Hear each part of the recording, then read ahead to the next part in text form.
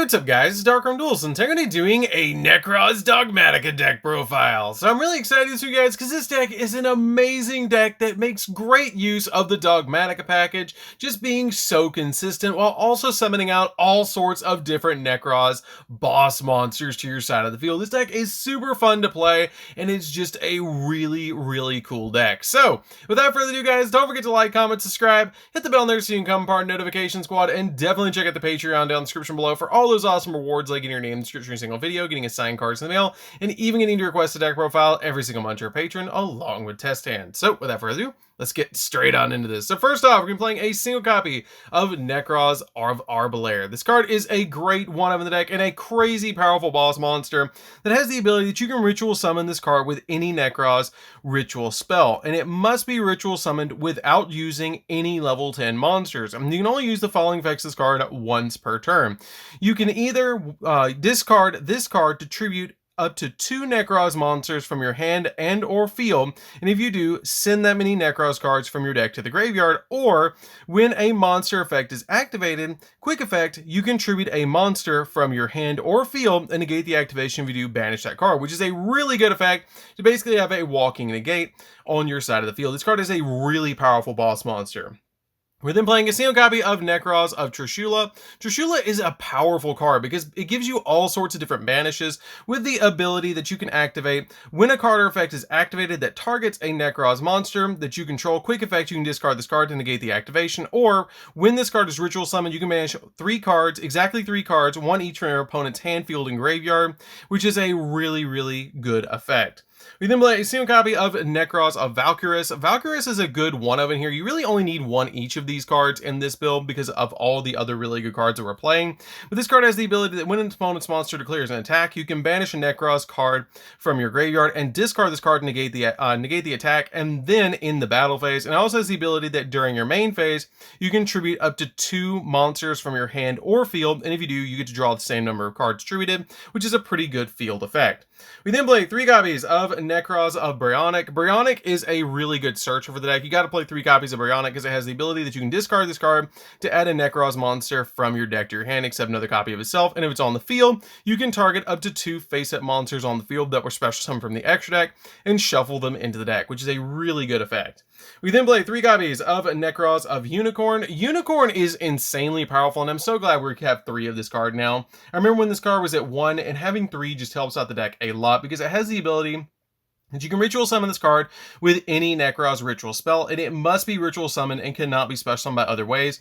You can discard this card and then target a Nekroz card in the graveyard, except another copy of itself, and add that card back to your hand, and you can only use the effect of this card once per turn, and negate the effects of face-up monsters on the field that were special summoned from the extra deck, which is a really powerful effect because we're not going to be summoning a lot from the extra deck at all in this deck. We're usually just sending them to the graveyard off Kaleidoscope and Dogmatika Punishment, where this card is basically going to shut down your opponent from activating monster effects that were special summoned from the extra deck.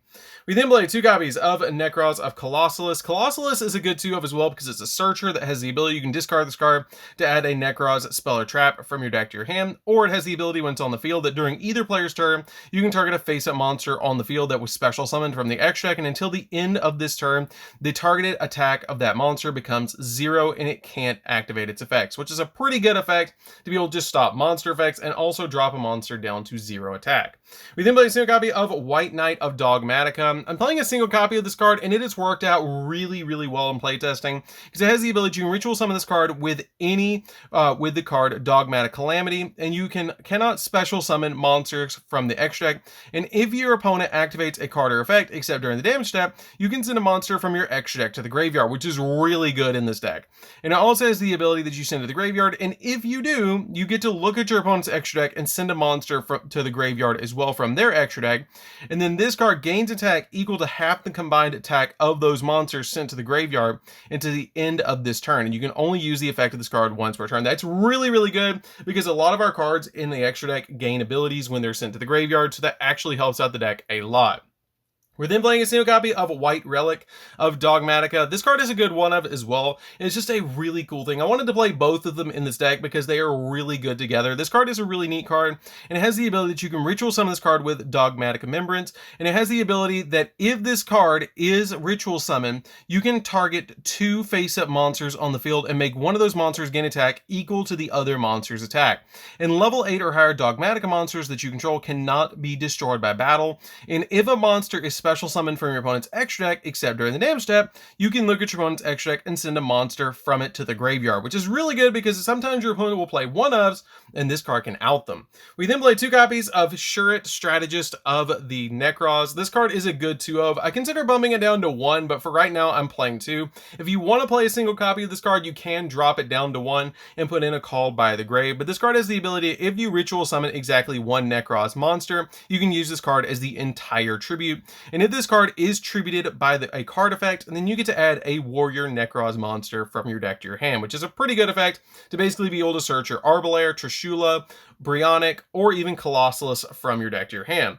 We then play 3 copies of Manju of the 10,000 Hand. Now you can play Diviner of the Herald instead of this card, but this card, basically when it's normal summon, you get to add a ritual monster or ritual spell from your deck to your hand, and you can play again the Diviner of the Herald over this card. I've just been playing Manju because it's a little bit of a cheaper card, but you can change it out if you want to.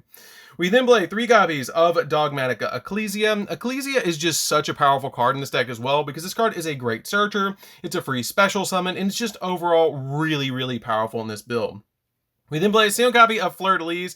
Fleur-de-Lis is just a really good card to be able to special summon to your side of the field, especially comboed with your White Relic. It's just so good of a card because basically when it's in your hand, you can quick effect special summon this card, or during the main phase, if a monster is special summoned from the extra deck is on the field, quick effect, you can just immediately special summon this card from your hand. Then if you control another Dogmatika monster, you can negate the effects of a face-up monster on the field until the end of this turn, which is a really good effect.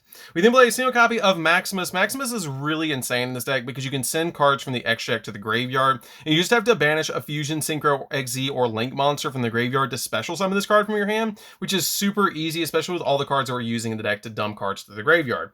We're then playing 3 copies of Ash Blossom just to basically tell our opponent they can't touch the deck, which is really good in this build. So that's it for the monsters, guys. Let's get into the spells.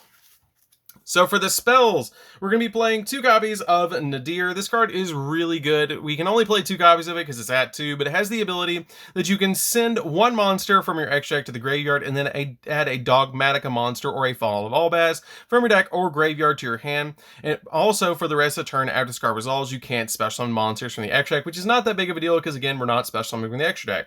We then play a single copy of Dogmatic Calamity. This card is a good ritual spell for the deck that has an insane ability that this card can be used to ritual summon any Dogmatic or ritual monster, and you must also tribute monsters from your hand or field whose total levels exactly equal the level of the ritual monster that you're trying to ritual summon, or send a monster from your extra deck to the graveyard whose level equals the level of the ritual monster you're ritual summoning, but for the rest turn after this card resolves, you can't special summon from the extra deck. Again, not that big of a deal. We then play a single copy of the Dogmatika, the other Dogmatika ritual spell. This card is just so good in the deck as well because it helps you by playing both of them to be able to go into either or of your Dogmatika cards. And this card is really good because it has the ability this card can be used to ritual summon any Dogmatika ritual monster from your hand or graveyard, and you must also tribute monsters from your hand or field and or banish Fusion, Synchro monsters from the graveyard to be able to ritual summon that monster, whose total levels equal or exceed the level of the ritual monster you ritual summon. And then if both White Knight of Dogmatika and White Relic of Dogmatika are on the field, you can look at your opponent's extra deck, and if you do, you send a monster from it to the graveyard, which is just really good. We then play a single copy of Nekroz Mirror. Nekroz Mirror is a good card to be able to go into your Nekroz monsters, and it's just a really powerful ritual spell. We play a single copy of Cycle as well. You really just need 1 in 1 of these. And then we play 2 copies of Kaleidoscope. Kaleidoscope is my favorite of all of them because you're going to be sending your cards from the extra deck to the graveyard to be able to ritual summon out one of your Nekroz monsters. Basically, you can send from your extract to the graveyard a monster that equals the levels of the Nekroz monsters that you're trying to ritual summon. So for example, if I want to summon Briotic and Colossalus, I can actually send a level 9 from my extract to the graveyard to ritual summon them both at the same time with this card, which is just so good. Which is why Nekroz are such an insane deck, is pretty much because of all the boss monsters and this card. We then play 3 copies of Preparation of Rites. For the last 3 spells, Preparation of Rites is good in the deck because it's a ritual deck. Lets you add a level 7 or lower ritual monster from your deck to your hand, and then you can add a ritual spell from your graveyard to your hand, which helps out a lot with all of our ritual spells that we're playing. So that's it for the spells, guys. Let's get into the traps. So for the traps, we're going to be playing 3 copies of Dogmatika Punishment. This card is a really good 3 of in this build because it's easily searchable and it outs cards because it has the ability you get to target a face-up monster your opponent controls, send a monster with equal or higher attack from your extra deck to the graveyard, and if you do, destroy that monster, and until the end of the next turn after this card resolves, you can't special summon from the extra deck. But with some of the cards in this deck like Titaniclad, your copies of Totally Awesome, and Herald of the Arclight, in the extra deck, you can actually get pluses off this card while also popping a card. With Elder Entity Nist, this card turns into a pop 2. With your copies of Herald of Arclight, you're getting to search a ritual monster, ritual spell, and your copies of Titaniclad during the end phase will let you add a Dogmatika card from deck to hand, which is really good. So this card is an insane 3 of that can out a lot of stuff and disrupt the opponent. So that's it for the main deck, guys. Let's get into the extra deck. So for the extra deck, we're playing a single copy of Titaniclad. Titaniclad is a really good card because it has the ability, if this card is in the graveyard because it was sent there this turn, you can add to your hand or special summon a Fallen of Albaz or Dogmatika monster from your deck, which is a pretty good effect because it gets to search any of those Dogmatika cards that you want of the monsters or just special summon them directly to the field. So Titaniclad is definitely one of. I actually consider playing 2 copies of Titaniclad in this deck with all the cards that you can actually use to send to the graveyard. We then play a single copy of Five-Headed Dragon. The reason you play this card is because basically you can out anything with your copy of Dogmatika Punishment, or it's your level 12 for your Kaleidoscope. We then play 2 copies of Elder Entity Nist because when it's sent to the graveyard, you get to pop a card on the field, which is really good to combo with Dogmatika Punishment. We then play a single copy of Fossil Warrior Skull Knight because your copies of Elder Entity Nist have to immediately pop a card, where your Skull Knight can stick in the graveyard and be able to use it later on to pop a card on the field, which is really, really good. We then play 3 copies of Herald of the Arclight, which is arguably the best card in the entire extra deck because it has the ability, if this card is sent to the graveyard, you get to add a ritual monster or ritual spell from your deck to your hand, which is just such a good effect with this card to be able to grab any of the cards that you need off of Dogmatika Punishment, off a copy of Maximus, off of one of your ritual spells. This card is just really good as a 3 of in the deck. You got to play 3 copies of Arclight.